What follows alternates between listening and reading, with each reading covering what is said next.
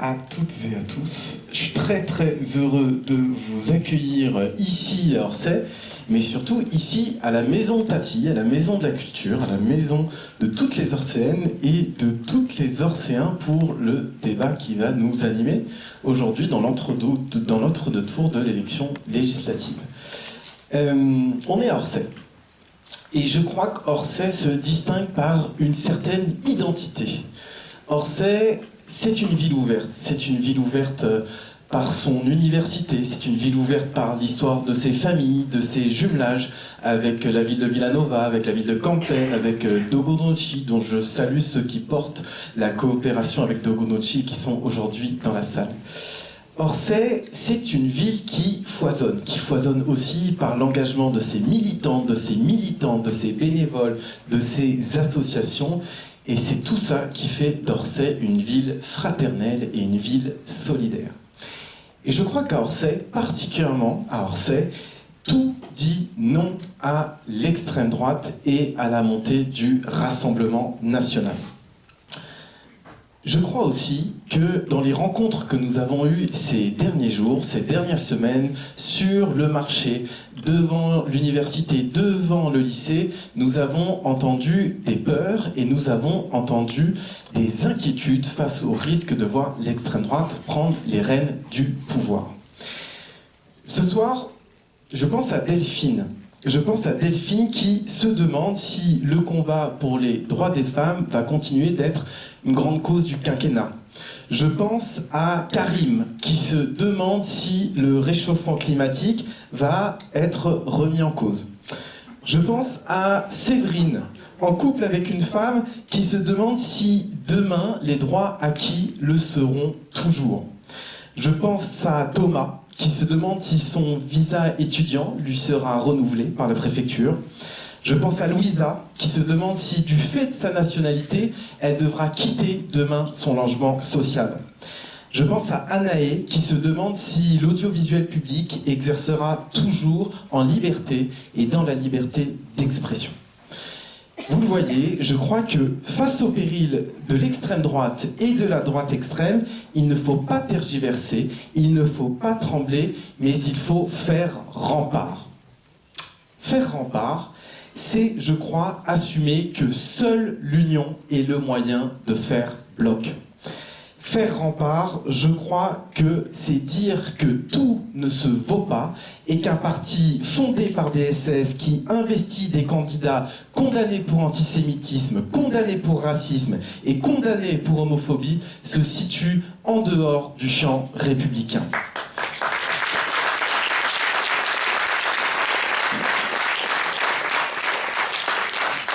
Je crois que faire rempart, c'est trouver le chemin d'un programme commun qui rassemble et qui construit les jours heureux. Et c'est ce chemin que nous décidons d'emprunter ensemble dans la 5e circonscription de l'Essonne.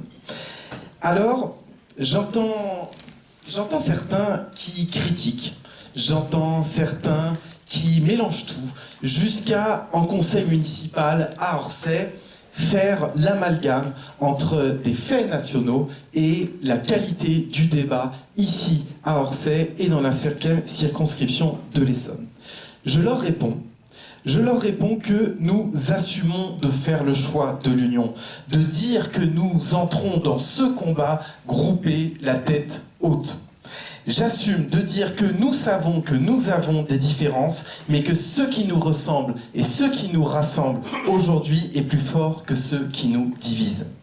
J'assume enfin de dire que nous portons haut notre humanisme, notre combat pour la paix, notre bienveillance, et que c'est ça qui nous distingue et que c'est ça aujourd'hui l'engagement que nous prenons devant vous. Alors à Orsay, je vous le redis, tout dit non à l'extrême droite et au Rassemblement national. Pierre et Christine, c'est vous qui portez le drapeau du nouveau Front populaire.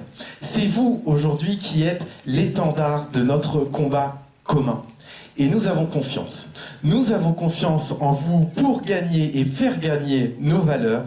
Nous allons vous soutenir jusqu'à l'arrivée et votre arrivée à l'Assemblée nationale parce que nous avons besoin de changement. Nous avons besoin de changement pour le pays et je sais que vous y contribuerez demain à l'Assemblée nationale. Et je vous propose d'applaudir notre candidate et notre candidat dans la circonscription de Bruxelles.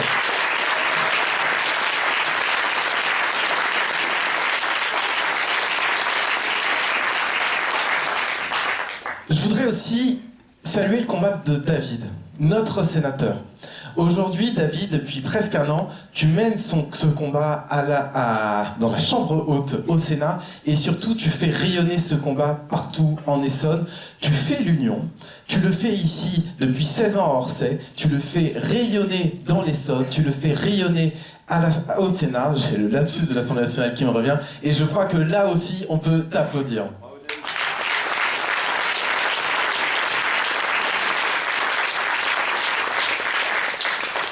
Enfin, je voudrais terminer, Christine, Pierre, pour vous dire que vous n'êtes pas seul dans ce combat. Vous avez l'ensemble des bénévoles, des militants qui sont réunis ce soir, et vous avez les collectivités. Je salue la présence du maire des Ulysses, je salue la présence des élus du conseil municipal de la Vire de l'Orsay et d'autres conseils municipaux de la vallée de Chevreuse. Et nous aurons besoin de vous. Nous aurons besoin de vous pour défendre l'école de la République à l'heure où on annonce des fermetures de classes à Orsay. Nous aurons besoin de vous pour défendre une certaine vision du service public et la construction d'équipements sociaux culturels sur le plateau de Saclay. Nous aurons besoin de vous pour défendre une certaine vision de la biodiversité, de la protection de la faune et de la flore dans ce territoire et nous allons mener ce combat ensemble. Alors comptez sur nous, on a 4 jours pour faire gagner l'Union en avant vers la victoire.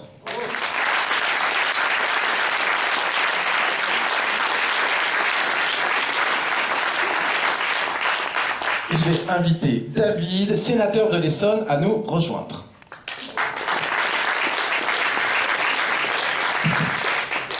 Alors je suis ravi de prendre la succession de Rémi, si j'ose dire. Et puis en petit clin d'œil, effectivement, je salue toute l'équipe municipale d'Orsay qui, maintenant, sous la houlette de Rémi, vous avez vu, continue tout ce qui est œuvré sur Orsay depuis 16 ans avec Maestria, et donc pour un demi-siècle à peu près, normalement.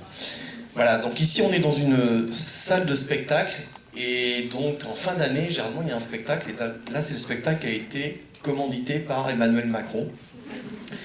Alors, je ne sais pas s'il avait conscience de ce qui allait sortir de la fin du spectacle, puisqu'il a joué et il joue dangereusement avec l'extrême droite, et je vais en dire quelques mots. Et surtout, il avait fait le pari que la gauche serait incapable de se réunir, notamment suite aux élections européennes. Donc moi, déjà, je trouve qu'on peut remercier, voire même applaudir Emmanuel Macron pour avoir permis à la gauche de se rassembler. C'est un fait extraordinaire. Oui, il faut de temps en temps savoir l'applaudir. Hein. Et c'était pas forcément chose évidente. Et alors évidemment, il reste des divergences, mais c'est le jeu de mots a été donné par Rémi. Ce soir, ne mélangeons pas tout. Et donc, ce qui est important, effectivement, c'est cette lutte, ce combat contre l'extrême droite. En Essonne, sur les 10 circonscriptions, il y a de réelles menaces. Et donc, j'ai sillonné évidemment le département pour soutenir tous les candidats du Front Populaire qui se battent contre des candidats d'extrême droite au second tour. On a fait déjà, et c'est une première fierté, dans la 5e circonscription, et Orsay en particulier, le barrage de l'extrême droite, puisqu'il n'y aura pas de candidat de l'extrême droite au second tour. Opposé, et ça, déjà, c'est vraiment une étape. Mais la deuxième étape, c'est d'être le plus près, voire devant le nombre de députés d'extrême droite. C'est pour ça que maintenant, il est important qu'on ait le maximum de députés du nouveau Front Populaire. Et c'est bien l'objet maintenant de ce qui nous attend pour ce second tour. Je ne sais pas si vous avez eu l'occasion de lire le dernier tract d'opposant à Pierre et Christine. C'est assez hallucinant, hein, c'est un peu en mode panique. C'est justement la stigmatisation de ce qu'il y a de plus grossier sur les dérives qui existent à certains endroits, mais qui n'est pas du tout le cas ici de LFI, pour essayer de créer de la peur et de l'angoisse. Alors, Vous êtes anti-scientifique, donc je ne sais pas pourquoi vous avez invité Valérie d'ailleurs, parce que forcément les sciences ça ne vous parle pas. On a la figure de, je le regrette un peu, de Sylvie Retailleau, qui est une locale de l'Étape, l'ancienne présidente d'université, toujours ministre pour quelques heures, et qui s'affiche en mettant en avant, d'ailleurs je trouve maladroitement, parce que la loi de programmation de la recherche, on l'a dénoncée au Sénat, c'est pas à la hauteur des enjeux nécessaires, et c'est pas à la hauteur de ce que les sénateurs de gauche ont porté au niveau du Sénat. Et quand elle met ça en avant, je ne suis pas sûr que la communauté scientifique, qui connaît très bien ces dossiers, apprécie particulièrement la façon dont c'est mis en avant. Donc je pense que même la manière dont c'est mis est totalement contre-productif, mais à la limite, c'est leur problème. Tout ça pour vous dire que le second tour va être très serré. Je vous le dis, ce sera 51-49. J'espère que ce sera 51-49 et pas 49-50. 51, mais toutes les voix vont être importantes. Et alors, on m'a demandé de faire court. Je vais faire court parce qu'il y a des gens très intéressants qui vont parler, mais surtout parce qu'il faut garder des forces pour utiliser ce qui reste jeudi, vendredi, officiellement, samedi, voire même dimanche, officieusement, pour battre le rappel pour qu'il ne manque pas une seule voix. Mon dernier message, je vais contredire Christophe de Montmolin. Pour le président de la République comme pour vous, la sortie de secours, c'est à gauche. Pas à droite, c'est à gauche. Voilà, donc on retient ça et on y colle. Merci Rémi, merci David, merci à Clovis d'être là en ami et en voisin. Et c'est vrai que vous avez fait la preuve depuis 16 ans que l'union, ça fait la force, l'union permet de gagner et de changer la vie quotidienne des gens. Et donc ça a l'allure de nous voir aussi nombreux et nombreuses ce soir. Il y a 10 jours, on a fait un grand débat avec Michael Zemmour sur les questions sociales, comment protéger les services publics, comment faire baisser les factures, comment protéger les retraites, comment trouver de l'argent pour le logement, pour l'éducation, toutes les grandes questions économiques et sociales qui sont fondamentales. On a eu 2 heures passionnantes avec aussi plein de monde avec Michael Zemmour il y a 10 jours. Et là, on est très, très, très heureux. On a fait un débat avec Jean Jouzel, notre ami et climatologue, il y a une semaine à pardon, je suis fatigué, vers Lévis-Buisson, et c'était super. Et aujourd'hui, on continue avec Valérie Masson-Delmotte, qui est une amie depuis plus de 10 ans, une des plus grandes climatologues françaises. Il y a plein de climatologues ici. Et on a pensé que c'était bien de faire un zoom. Évidemment, s'il y a des questions sur les financements, sur les services publics, sur le logement, on pourra y répondre. On s'est dit qu'on voulait faire un zoom aujourd'hui sur la question du climat et de la biodiversité. Bien sûr, tout à fait. Non, je voulais juste dire un tout petit mot juste avant, parce que donc on est soutenu par de nombreux politiques et élus, et on commence, le nouveau Front populaire commence aussi à être soutenu maintenant par des associations, de très nombreuses associations, qui d'habitude décident de justement pas avoir de position politique, et donc on est très heureux d'avoir le soutien du mouvement de la paix. Donc je vais juste laisser Déa Dantraska dire quelques mots à ce sujet, parce que c'est important aussi, parce qu'on est quand même à un moment de changement de l'histoire, et toutes les forces sont importantes à mobiliser, et c'est pas comme d'habitude. Bonjour, merci à tous. Alors moi je vais être très très courte. Le mouvement de la paix n'est pas seul. En fait, nous sommes un collectif de plusieurs associations, syndicats.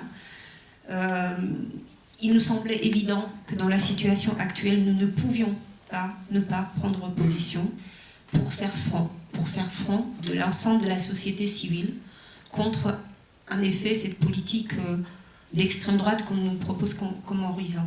Donc, merci à vous de porter ce combat, et nous allons être derrière vous. Et j'aimerais dire tout simplement que, non seulement pour le 7, au-delà du 7, nous allons toujours continuer à être avec vous, parce qu'il y a beaucoup de choses à défendre. Bien sûr, le mouvement de la paix est engagé sur les 8 domaines d'action de la culture de la paix. Il y a à défendre aussi la loi internationale, la Charte des Nations Unies, beaucoup de causes qui nous tiennent à cœur, et surtout un avenir qui n'est pas de la lune, contrairement à ce que nous avons entendu par-ci par-là au niveau des plateaux de télévision. Non, le programme que le Front populaire porte pour l'ensemble de la société n'est pas un programme irréaliste. Ce n'est pas de la lune, c'est juste une perspective vivable pour l'ensemble de nos citoyens. Merci beaucoup.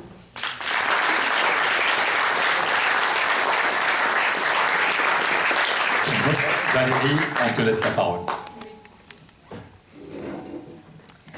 Bonsoir, c'est un moment important pour moi, je travaille dans cette circonscription, mais je vis dans celle d'à côté, et c'est la première fois que je prends la parole dans le cadre d'une campagne électorale pour apporter mon soutien au nouveau Front populaire, à Pierre et à Christine, par rapport à des enjeux qui me tiennent à cœur et qui sont en lien avec, bien sûr, mon parcours scientifique. Et votre présence là, elle montre que plus que jamais, les enjeux liés aux réponses par rapport au changement climatique, par rapport à l'érosion de la biodiversité, ce sont des enjeux démocratiques.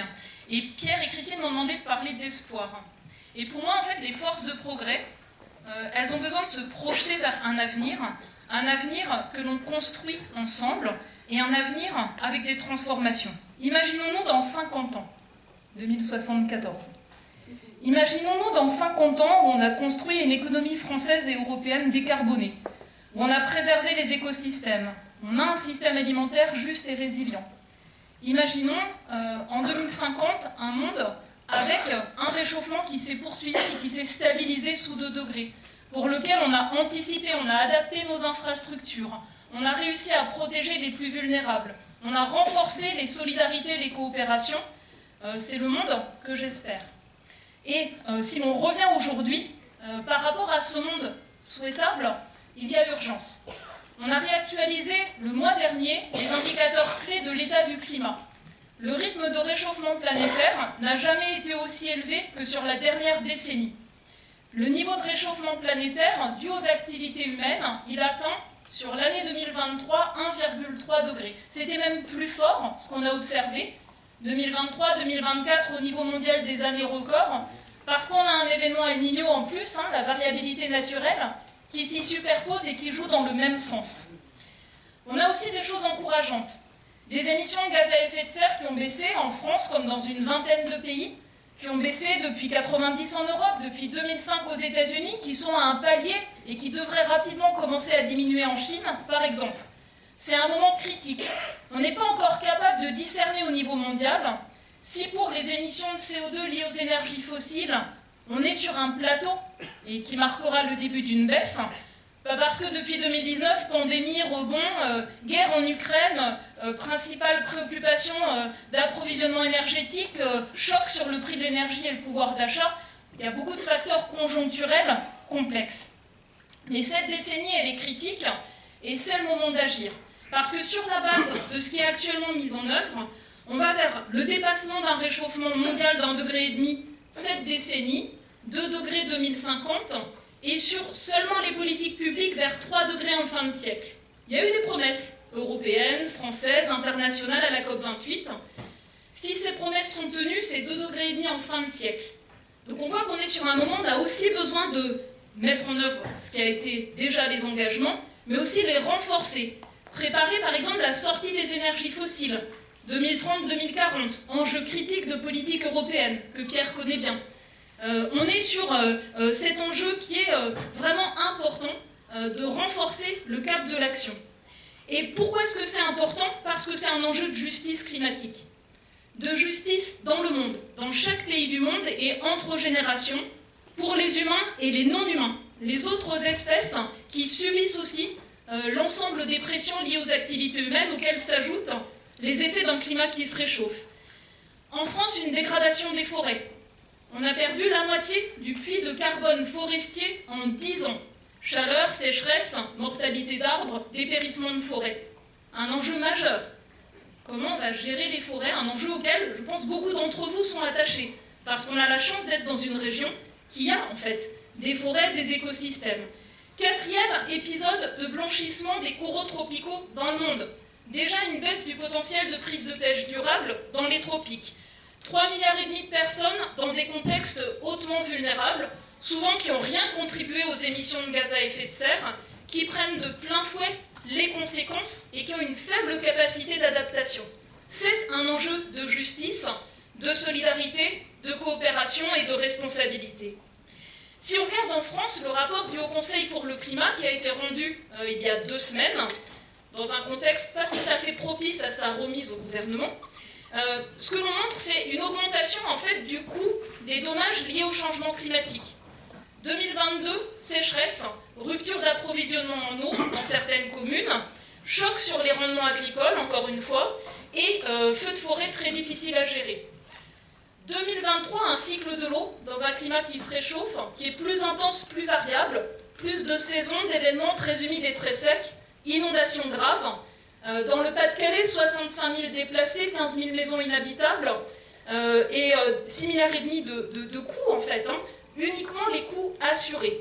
Donc on est sur des capacités de réponse, même en France, qui sont aux limites de ce qui est faisable, des vulnérabilités qu'on voit bien, ici comme ailleurs, la mortalité lors des vagues de chaleur, tous les enjeux sur les villes, pour protéger les plus fragiles, par exemple. Donc des enjeux en fait à s'appuyer sur les connaissances pour anticiper, pour renforcer une adaptation qui ne soit pas juste réactive, on est touché par quelque chose et on se prépare au cas où ça revienne, mais qui s'appuie sur les connaissances scientifiques pour anticiper, mettre en œuvre ce qui a été prévu.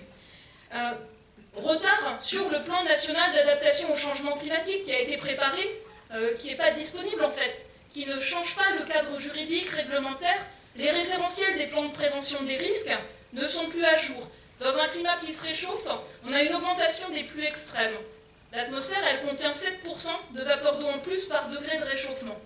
Les réseaux d'assainissement, on n'a pas anticipé ça. On est dans une région qui est exposée à la fois au risque des mouvements de sol argileux pour les maisons et au risque d'inondation par ruissellement, débordement de cours d'eau. On l'a vu sur les années récentes.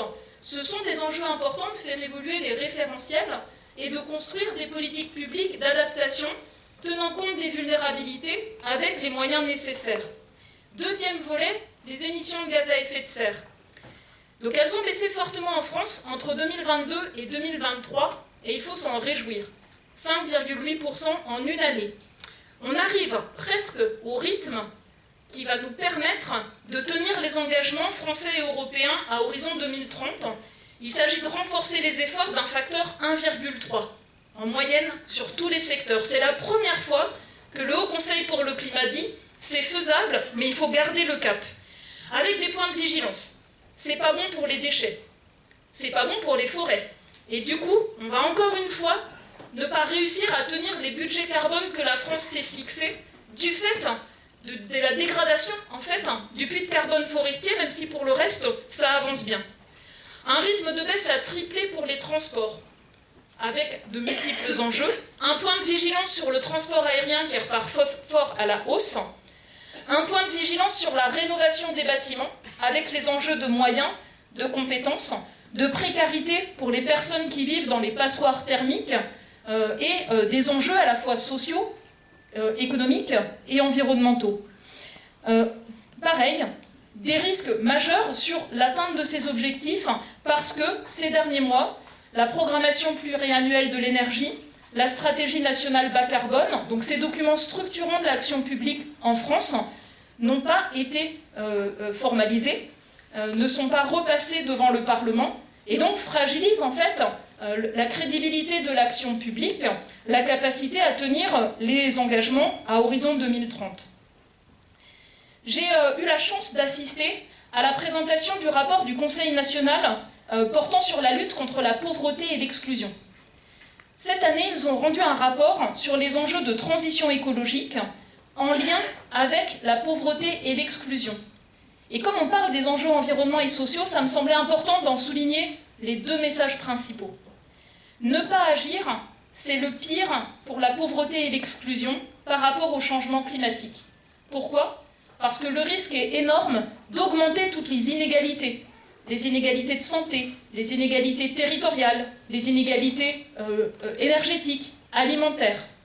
Et d'un autre côté, on a eu l'expérience, et vous le savez, de politiques publiques qui ont été injustes, avec un poids disproportionné portant sur ceux qui ont les plus grandes contraintes pour leurs revenus par rapport à leur capacité de réponse.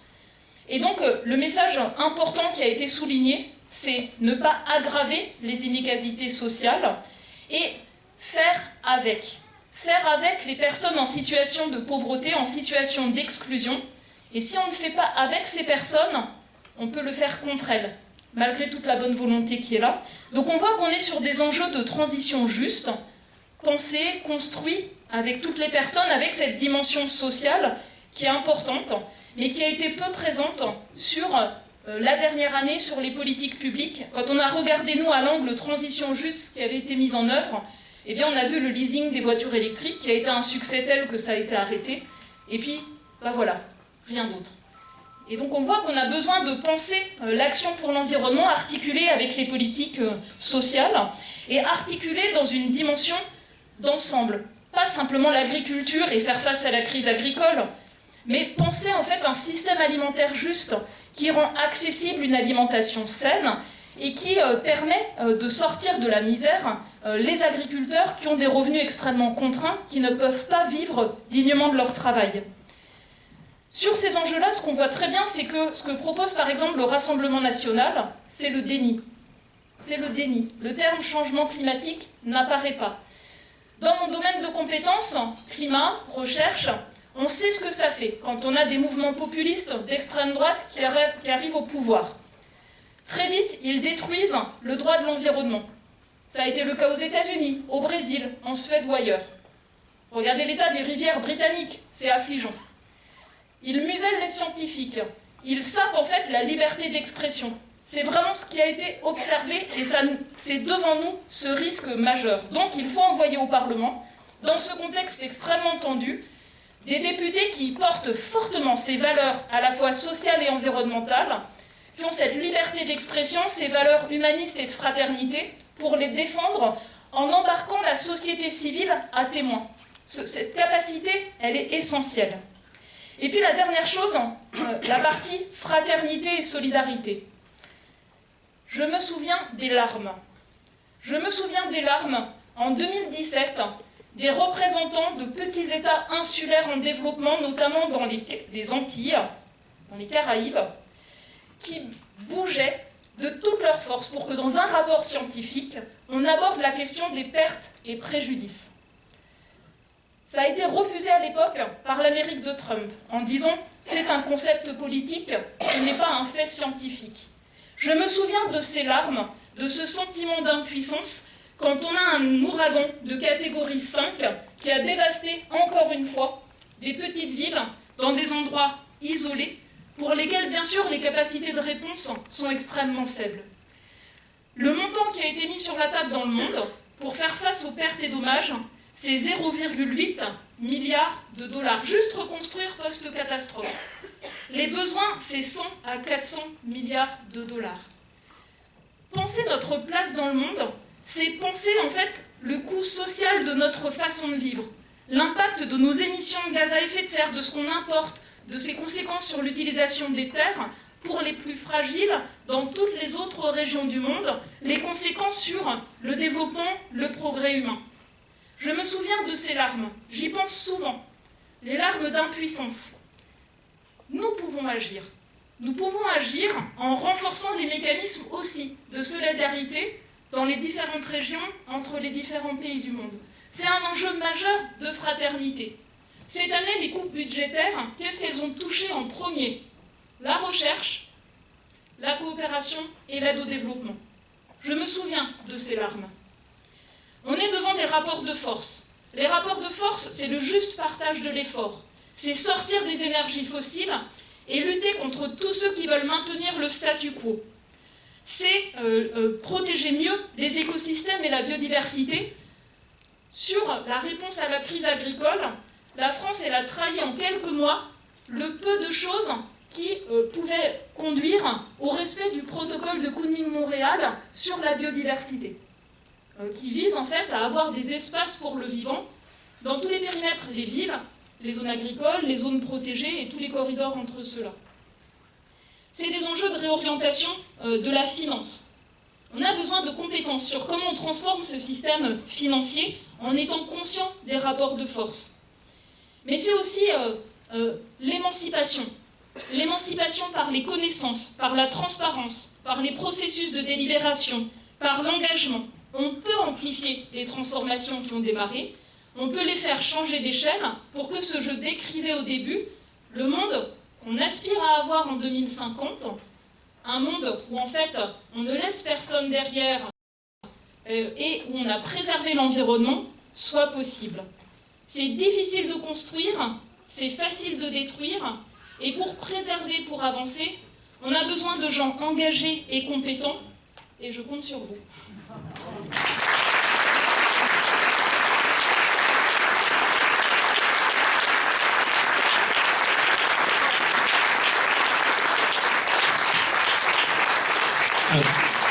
Très très grand merci Valérie, c'était très très clair comme d'habitude.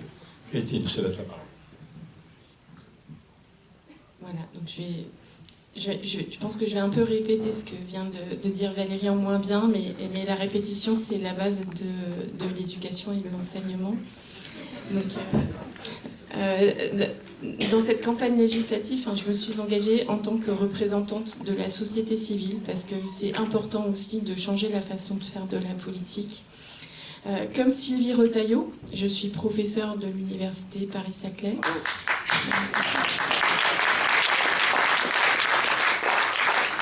Je dirige une unité de recherche, donc je pense que j'ai quelques compétences scientifiques.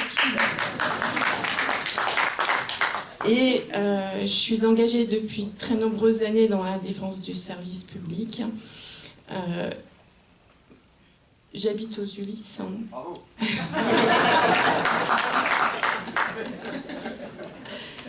Voilà, et simplement, je suis aussi engagée professionnellement pour proposer des solutions concrètes pour la transition écologique. Donc c'est ce qui explique un petit peu mes motivations à m'engager dans cette campagne. Alors, Valérie l'a très bien montré, le constat est incontestable. Le climat de la Terre s'emballe, les ressources s'épuisent, les activités humaines ont provoqué aujourd'hui une crise majeure de la biodiversité, avec un taux de disparition des espèces vivantes qui est sans précédent depuis des milliers d'années. On appelle ça la 6e extinction. Donc, pourtant, les espèces vivantes, c'est ce qu'a dit Valérie, elles participent aux échanges de carbone, aux échanges d'azote, d'oxygène dans l'atmosphère. Et la disparition, le bouleversement des écosystèmes amplifie les effets de la crise climatique. Et donc, en retour, la crise climatique menace la production agricole partout dans le monde. Et l'enjeu aujourd'hui, c'est bien la survie de l'espèce humaine. Alors, et les technosolutionnistes, les gens qui pensent qu'on arrivera à construire le super ordinateur qui pilotera la Terre, se trompent. Dans mon laboratoire de recherche, on est piloté par un ordinateur. Ils ne sont même pas capables de réguler la température des bureaux.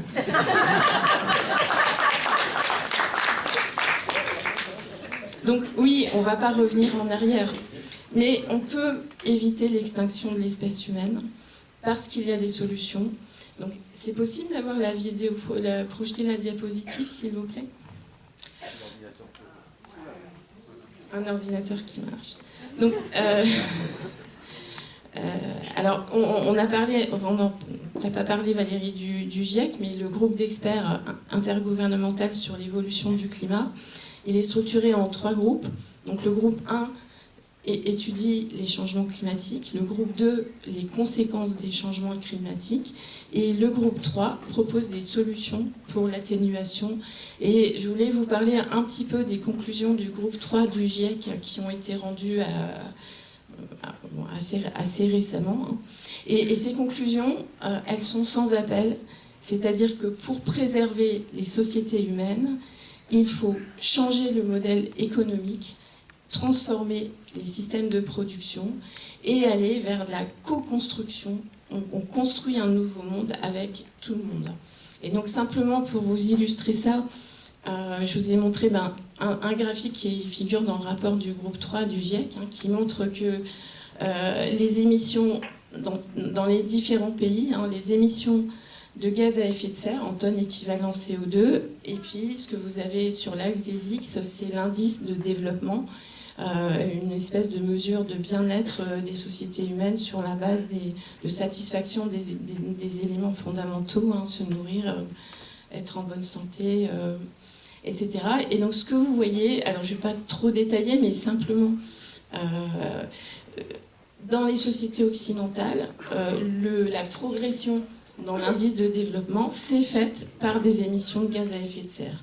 Donc les champions, c'est les USA et le Canada, et l'Europe du Nord, on est ici, hein, donc on fait mieux que les USA et le Canada. On n'est pas trop mal en indice de développement, et le point où il faut arriver, c'est là. Et vous voyez au passage hein, que c'est complètement inégal. Hein. Vous avez l'Inde ici, les pays d'Afrique. Hein. Donc c'est ce que disait Valérie, il y a une grosse disparité. Et c'est bien nous qui sommes responsables de ces émissions de gaz à effet de serre. Donc l'objectif, on est à peu près par moyenne, par foyer, je ne sais pas si vous avez déjà vu votre bilan de gaz à effet de serre, on est autour de 8 tonnes équivalent en CO2 par habitant. Et l'objectif, c'est de passer à 2, bien sûr, sans perdre en qualité de vie, même en espérant gagner. Et puis, il y a un objectif international qui est important, c'est qu'il faut accompagner. Et on a cette responsabilité d'accompagner tous ces pays qui émettent actuellement peu de carbone à augmenter leur indice de développement. Donc, le programme, et on l'a déjà souligné, hein, le programme du nouveau Front populaire, c'est le seul programme aujourd'hui, le seul programme politique en France à aller dans cette direction. Donc, bien sûr, il existe des leviers pour diminuer nos émissions de gaz à effet de serre, pour préserver la biodiversité. Il n'y a pas des milliers de solutions. Hein. Il faut, ça a déjà été dit aussi, hein, petit 1, agir sur la production d'électricité pour remplacer le pétrole, le gaz et le charbon. Petit 2, agir sur la sobriété énergétique avec 2 cibles principales qui sont les transports et la rénovation thermique des bâtiments. Et petit 3, agir pour transformer notre rapport au vivant et en particulier sur l'agriculture et l'alimentation. Donc, concernant le mix énergétique qui serait humainement soutenable, donc c'est ce qui fait c'est le programme du nouveau Front populaire. Hein.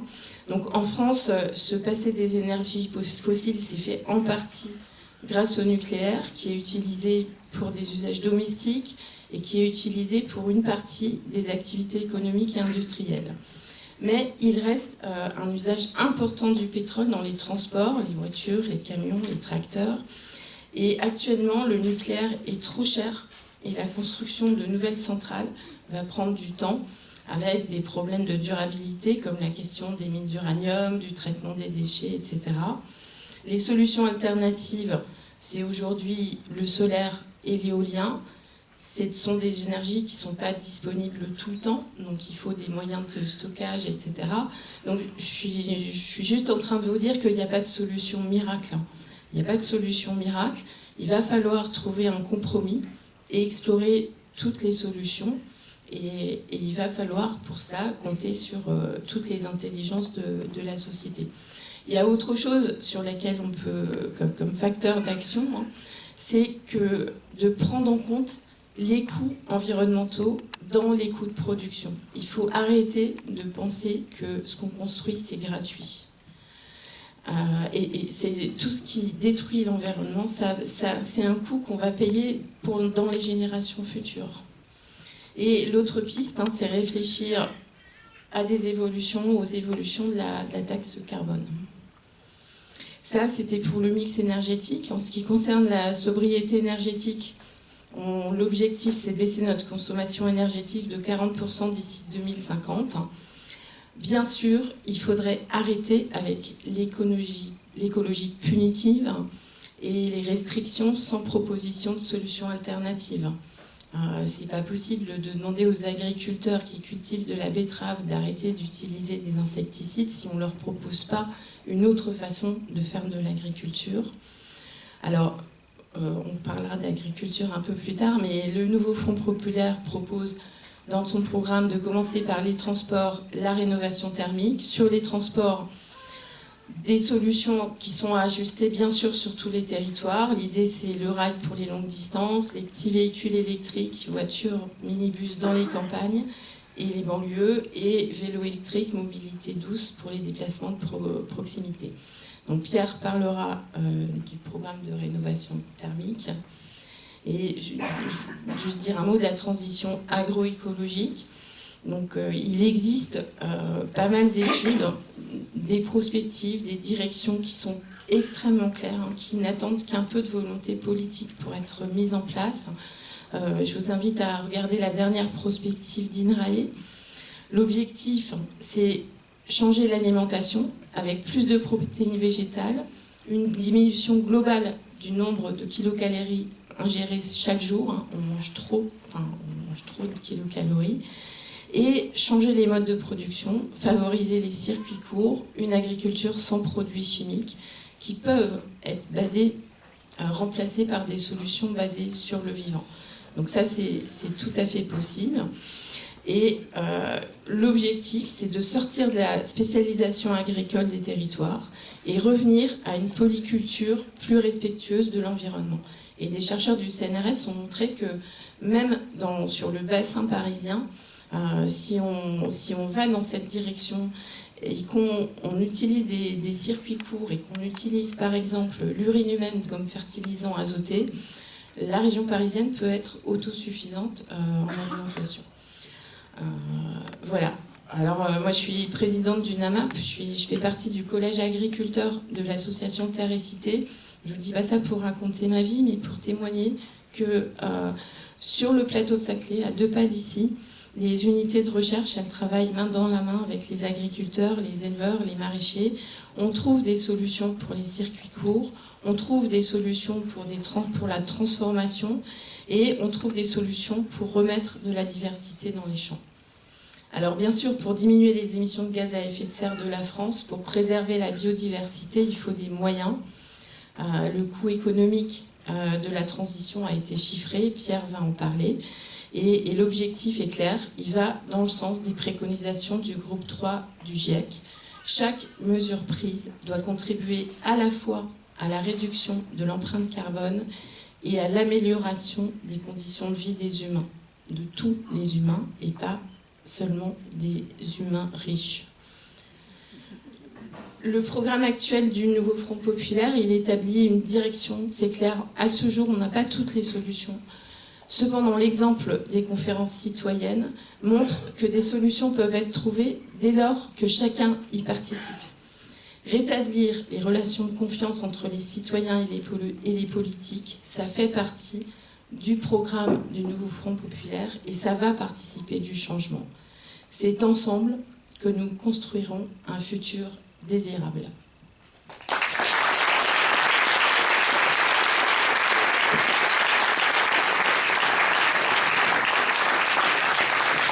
Merci Christine. Bonsoir à tous et à toutes. Je voudrais d'abord vous présenter les excuses de l'ami Cédric Villani, un très grand mathématicien, très connu, médaille Fields, l'ancien député, un ami pour beaucoup d'entre nous. Cédric ne pouvait pas être là ce soir, mais il a envoyé tout à l'heure, en fin d'après-midi, une super vidéo, très belle, très intelligente, sur le lien entre science, politique, économie, comment on peut gagner la bataille, son amitié pour les 3 qui étaient là et les autres.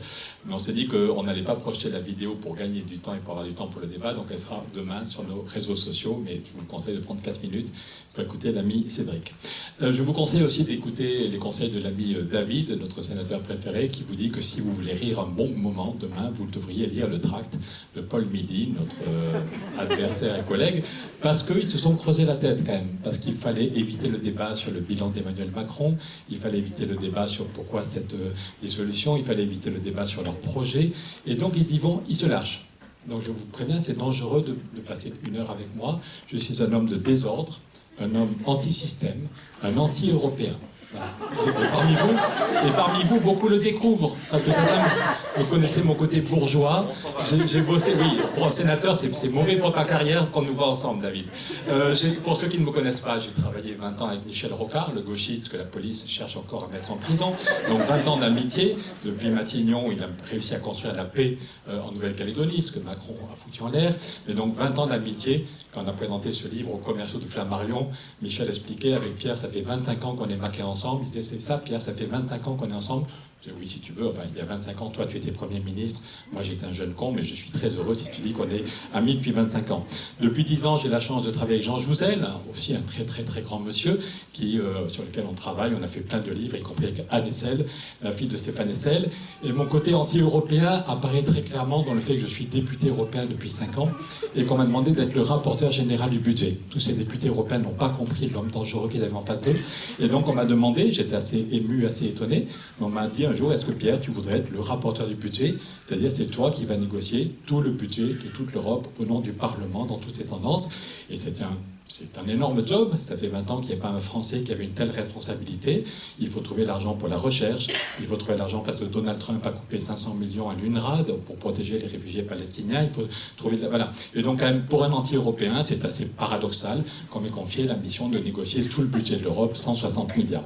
J'avoue que j'ai découvert aussi, grâce à Paul Midi, notre concurrent et ami non, concurrent, macroniste, le seul qui met en France, il est quand même courageux. On va lui trouver beaucoup de défauts, mais mettre la photo d'Emmanuel Macron à côté de lui, il est joueur et courageux quand même. C'est vrai. Et donc, j'ai découvert grâce à lui qu'on était des gens anti-police, alors que si on lit notre projet, mais je pense qu'il n'a pas pris le temps, c'est marqué en énorme qu'on veut lutter contre l'insécurité, qu'on veut rétablir la police de proximité que Sarkozy a détruite, qu'on veut plus de moyens pour la police judiciaire, pour la justice, parce que ça nous paraît normal de vivre tous dans tous nos quartiers en sécurité, et que au lieu de laisser pourrir et on envoie les CRS quand c'est foutu, qu'on ait une vraie politique d'emploi, de logement, de protection sociale, mais aussi une police du quotidien qui vit avec les... Donc j'ai découvert, grâce à lui, qu'on ne voulait pas mettre d'argent dans la police, qu'on était anti-police, et j'ai découvert aussi, je finirai là-dessus parce que ce tract, chaque ligne mérite d'être apprise par cœur, c'est un bijou de bêtises et de mensonges, qu'on était contre la recherche. Là aussi, il y a une petite surprise. Je crois qu'on a ici quelques chercheurs et chercheuses renommés. Voilà. Je crois qu'il y a un appel qui a été lancé par quelques amis climatologues qui circulent dans cette circonscription depuis 2 jours. Il y en a déjà une centaine parmi vous qui disent qu'ils nous font confiance et qui vont voter pour nous. C'est plutôt sympa. Mais on vous ouvre les yeux. Nous sommes des anti-chercheurs. Nous sommes des abrutis qui voulons couper les vivres à la recherche. Et par ailleurs, un de mes frères a été professeur à Polytechnique, directeur général du CNRS, et quand tu as parlé, David, de la loi de programmation de la recherche, mon frère Bernard était directeur général de la recherche, il a démissionné, ce qui a beaucoup énervé Emmanuel Macron, mais Bernard a claqué la porte en disant ça sert à rien de faire une loi de programmation s'il n'y a pas l'argent. Donc apprendre aujourd'hui que nous ne voulons pas mettre de l'argent pour les services publics, pas d'argent pour la police, pas d'argent pour la recherche, c'est une surprise. Mais ça veut dire qu'en fait ils ont peur, ça veut dire qu'ils pensent qu'on peut gagner et qu'ils ne savent pas comment défendre leur projet, et donc ils jouent sur les peurs. Donc voilà, c'était juste pour ceux qui ne me connaissent pas, je ne suis pas l'homme dangereux que prétend Paul Midi. Si j'en reviens au sujet d'aujourd'hui, oui, le projet du Front populaire propose une rupture, une transformation, une métamorphose, de changer vraiment, de se décider ensemble, de changer notre société face à une urgence. Il y a une urgence sociale. L'autre jour, on disait qu'il y aurait bientôt 7 millions d'inscrits à Pôle emploi. Il y avait un article dans les Échos il y a quelque temps pour dire que c'était panique au ministère du Travail avec la réforme du RSA qu'ils ont voulu imposer, en expliquant que tous ces gens au RSA sont des gros fainéasses, on va les obliger à chercher du boulot parce qu'évidemment ils n'en ont rien à foutre, on le sait, ils sont tous contents de vivre au RSA, c'est tellement cool. Mais donc cette obligation que les gens au RSA s'inscrivent à Pôle emploi, là depuis quelques semaines c'est panique au ministère du Travail parce qu'on va franchir le cap symbolique des 7 millions d'inscrits à Pôle emploi au 1er janvier. Si la gauche ne gagne pas et si on n'annule pas cette réforme et si on ne se donne pas les moyens d'une politique de l'emploi, il y aura 7 millions d'hommes et de femmes inscrits à Pôle emploi. Ça veut dire que tout ce qu'on nous a dit, que le chômage avait reculé, que la politique de Macron était formidable, non, il y a une urgence sociale pour le créer des emplois, une urgence sociale parce que toutes les semaines, il y a des paysans ou des auto-entrepreneurs qui se suicident parce qu'ils n'arrivent pas à vivre de leur travail. Il y a une urgence sociale parce que les loyers sont monstrueux, même ici, et que de plus en plus de gens doivent s'éloigner de leur lieu de travail parce que les salaires stagnent et les loyers augmentent. Voilà, donc il y a une urgence sociale, mais il y a aussi une urgence climatique et une urgence démocratique. On voit que le système, on est proche d'un moment d'effondrement. Et sur la question du climat, on se connaît depuis longtemps avec Valérie. Voilà, moi j'arrive avec mes graphiques. Au Parlement européen, il faut absolument qu'on ait 3 groupes ou 4 groupes, sinon on n'arrive pas à faire de majorité. Donc pour montrer que c'est pas mon opinion, c'est pas Pedro qui raconte sa vie, mais que ce sont des faits réels, j'arrive avec le graphique. Ça, c'est le nombre de catastrophes climatiques qui a triplé. C'est d'après les sociétés d'assurance, le nombre de catastrophes qui ont des conséquences financières et humaines très graves a déjà triplé depuis 30 ans. Et voilà pourquoi c'est graphique, parce qu'on n'a plus que quelques jours pour convaincre autour de nous, et il faut montrer qu'il y a vraiment une urgence. Je me souviens, le chef de cabinet d'Angela Merkel, monsieur important, le chef de cabinet de Merkel, qui m'avait dit qu'il n'avait que 20 minutes pour me recevoir. Je l'ai remercié, et j'ai commencé avec ce graphique, en disant c'est le numéro 2 de toutes les assurances mondiales. Quand il y a des millions d'Allemands qui ont les pieds dans l'eau à cause des inondations, la voiture est foutue, le salon est foutu, la cuisine est foutue. Les compagnies d'assurance sont elles-mêmes réassurées pour ne pas faire faillite. Et donc cette courbe, elle vient de Munich Réassurance, qui est le numéro 2, voilà. Et donc le chef de cabinet d'Angela Merkel m'a pris mon graphique, on a commencé à réfléchir, il a donné à son équipe. Et ce monsieur qui était très occupé, qui n'avait que 20 minutes, finalement m'a gardé 1h30 et m'a dit à la fin, c'est vraiment intéressant, j'appelle le conseiller Europe de Merkel. C'est pour vous dire que les solutions, elles sont chez nous, que jamais BFM ne va nous donner 2 heures pour expliquer l'urgence climatique et nos solutions, mais donc tous et toutes, on peut être ambassadeurs et ambassadrices de ce projet, dire l'urgence et juste après dire qu'on a des solutions. Oui, on peut construire une société plus équilibrée, le rêve que tu fais pour 2050, on peut, si on gagne et si on fait bouger les choses, on peut changer les choses très vite. Donc voilà l'évolution, le nombre de catastrophes climatiques qui a déjà triplé. Et ce graphique ne parle pas des pays du Sud où les gens ne sont pas assurés. Donc quand le cyclone Idai fait 1000 morts, quand il y a des millions de gens qui crèvent de faim en Éthiopie, ça n'apparaît pas dans ce graphique alors que c'est dramatique.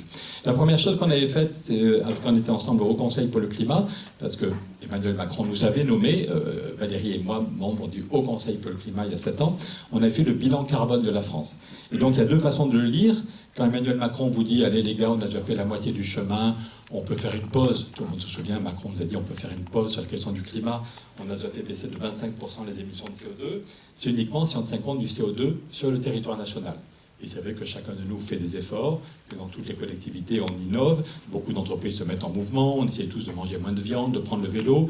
Donc on peut dire que sur le territoire national, le CO2 et le méthane émis ont baissé de 25%. Le petit problème, c'est que si on tient compte des produits qui viennent de Chine et du reste du monde, le Conseil avait dit, hélas, le bilan complet de la France n'a pas du tout progressé. Voilà. Donc dire qu'on a fait la moitié du chemin, tout va bien, on peut faire une pause, non, c'est juste suicidaire. Le problème est en train de s'aggraver.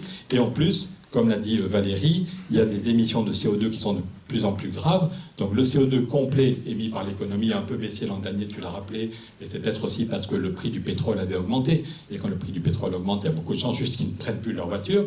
Voilà, mais si on tient compte, ça c'est une courbe très importante, c'est le CO2 qui est mesuré à Mauna Loa. Les Américains, en 1958, ont mis en place un observatoire à 3000 mètres d'altitude sur une montagne pour être loin de toutes les zones industrielles, toutes les autoroutes. Mais ça veut dire que déjà en 1958, les gens savaient qu'il y avait un problème. Les scientifiques se disaient, purée, on a un problème avec le CO2, il faut le mesurer. Et donc tous les jours, il y a des scientifiques, c'est pas très drôle de quitter sa famille, d'aller faire un mois d'observation à Mauna Loa, coupé de tout, mais ça paraît important de mesurer. Donc dans les années 60 et 70, le CO2 montait sur un rythme de plus 0,8 unités chaque année, plus 0,8 ppm partie par million. Voilà, c'était déjà assez inquiétant. Mais là, depuis 5 ans, ça va 3 fois plus vite. Le CO2 dans l'atmosphère aujourd'hui augmente sur un rythme 3 fois plus rapide, plus 2,4. Parce que même quand on arrive à faire baisser le CO2, on va faire stagner le CO2 qui vient de l'économie, il y a des feux de forêt, les cercles vicieux, les boucles de rétroaction, parce qu'ils parlent quand même chic, nos scientifiques, les boucles de rétroaction, les scientifiques, que disent les scientifiques, voilà, le réchauffement climatique, tu l'as dit, fait de plus en plus de feux de forêt, les feux de forêt provoquent des catastrophes, 400 morts en Australie, hein. Des gens comme vous et moi qui sont en train de pique-niquer, qui prennent la voiture pour aller au boulot, 400 personnes qui sont mortes dans les feux de forêt, soit tout de suite, tu meurs en 2 minutes, soit après 2 semaines de l'hôpital. Donc ces feux de forêt, c'est d'abord des catastrophes pour des milliers de gens, mais c'est aussi du CO2 qui s'en va dans l'atmosphère. Donc on voit le cercle vicieux, le réchauffement climatique fait des feux de forêt, les feux de forêt font le CO2 qui accélère. Donc quand Macron nous dit qu'il faut faire une pause, c'est juste une énorme blague, c'est une honte, c'est un suicide collectif. En fait, le monstre est en train d'échapper à ses créateurs. Il faut accélérer, il faut se donner les moyens financièrement. La plupart des gens ont compris l'urgence en plus. Moi, j'étais en contact avec les 3 syndicats agricoles. Il faut arrêter de croire que les paysans sont stupides. Il y a 7 ans, avec Jean Jouzel, on était invité pour l'événement de rentrée de la branche jeune de la FNSEA. Je ne vous parle pas de la Confédération paysanne, mais la branche jeune de la FNSEA qui faisait son événement de rentrée. Et le grand débat, c'est que peut faire l'Europe pour gagner la bataille du climat. Et le numéro 3 de la branche jeune de la FNSEA disait « Ce débat était inimaginable il y a 10 ans. » Et à 10 ans, on était tous climato-sceptiques. Les écolos nous cassaient les bottes et Claude Allègre était notre héros. Mais aujourd'hui, il n'y a plus aucun climato-sceptique. À cause des inondations, on a perdu 30% de la récolte de blé il y a 3 ans. Et puis cette année, à cause de la sécheresse, il y a des copains qui vont tuer une partie du troupeau, parce que quand les prairies sont complètement sèches au mois de juillet, au mois d'août, on commence à donner du foin, et on sait qu'on n'aura plus de foin en janvier, qu'il vaut mieux tuer une partie du troupeau. Donc ce grand chef de la branche jeune de la FNSEA disait il n'y a plus aucun climato-sceptique. On a invité M. Larouturou parce qu'il a des solutions pour financer une transformation. Donc je suis très sévère avec... Au début, j'avais rien contre Macron. On a cru, quand il nous a nommés au Haut Conseil pour le climat, on a cru qu'il allait faire des choses. Il a nommé la Convention citoyenne pour le climat. C'était assez génial. 150 citoyens tirés au sort avec des climatologues qui viennent les aider à travailler pendant 3 jours. C'était juste génial. Franchement, ils ont bossé, il et elle ont travaillé comme des fous pendant 18 mois. Ils ont fait plein de propositions. Et Macron a retenu 3% de leurs propositions. Et même le Conseil d'État sanctionne le gouvernement pour dire vous n'êtes pas du tout à la hauteur. Donc évidemment, il n'y a pas de baguette magique. Mais s'il y a une volonté politique, on peut mettre les moyens. La France, vous avez parlé toutes les deux de décarboner notre énergie. C'est les chiffres d'Eurostat. La France est le seul pays d'Europe qui n'a pas atteint ses objectifs en matière d'énergie renouvelable. Vous ne voyez pas le détail, mais il y a 26 pays qui sont allés plus loin que prévu pour faire des énergies renouvelables. Maintenant, ça coûte moins cher. En plus, mon père était à EDF, et il y a 40 ans, il nous expliquait que le nucléaire était la solution parce que le nucléaire était beaucoup moins cher que les renouvelables. C'était vrai il y a 40 ans, mais maintenant, il y a tellement de chercheurs et de chercheuses qui ont travaillé que maintenant, le photovoltaïque, l'hydrogène sont moins chers. Donc la France est le seul pays des 27 qui n'a pas atteint ses objectifs en matière de renouvelables et qui, au contraire, est très en retard. La France est le seul pays des 27 qui investit aussi peu dans les transports en commun. Voilà, ce sont les chiffres. Il n'y a pas de baguette magique. Mais quand même, en Suisse, il y a eu un référendum citoyen qui a dit on en a marre qu'il y ait des gros camions en permanence sur l'autoroute. On va faire des rails qui seront très efficaces. Et les camions, au lieu de faire 200 km pour traverser sur l'autoroute, voilà, il y a eu une volonté, ils ont mis les moyens. Et maintenant, il y a beaucoup moins de camions en Suisse sur les routes. La question des transports en commun, il ne se passe pas une semaine sans que le RER B ou le RER C soit en panne. Et on attend 45 minutes. Ce matin, il y avait 42 minutes d'attente, un problème de caténaire. Voilà. Eh bien, il y a des pays où il n'y a pas de baguette magique, il peut toujours avoir un problème de caténaire. Mais si on met de l'argent sur les transports en commun, le patron Farandou avec des gens de droite et de gauche avait dit qu'il fallait 100 milliards pour investir dans les transports en commun. Il y avait une grande campagne, il faut 100 milliards pour investir dans les transports en commun. Pour le RER B, le RER C, dans mon coin des Pyrénées, il n'y a pas eu tout de transport en commun. Elisabeth Borne a fait une conférence de presse il y a 15 mois pour dire on va mettre 100 milliards sur 15 ans. Tout le monde a dit bravo Elisabeth, elle a eu du courage, elle a gagné des arbitrages. Et finalement, ils ont eu 0,3 milliards. 0,3 milliards. Monsieur Farandou est poli, là il s'est fait foutre dehors par le gouvernement, mais quand on travaille avec son équipe en tête-à-tête, ils sont beaucoup moins polis. Le mot foutage de gueule, on ne va pas l'employer parce qu'on est filmé, mais ça y ressemble beaucoup. Voilà. Donc il n'y a pas de solution magique. De même, on parlait tout à l'heure avec des gens, pourquoi c'est si cher de prendre le train. Moi, mes fistons, vous allez aller à Barcelone l'an dernier avec des copains et des copines, et franchement, il faut être très très motivé pour prendre le train et avoir des parents qui gagnent bien leur vie, parce que l'avion est beaucoup moins cher. Et pourquoi l'avion est beaucoup moins cher? C'est parce qu'on est le seul pays d'Europe où les péages de train sont aussi chers. Voilà, il y a aucune volonté politique. Donc, je ne veux pas être trop long, mais si on a une volonté politique,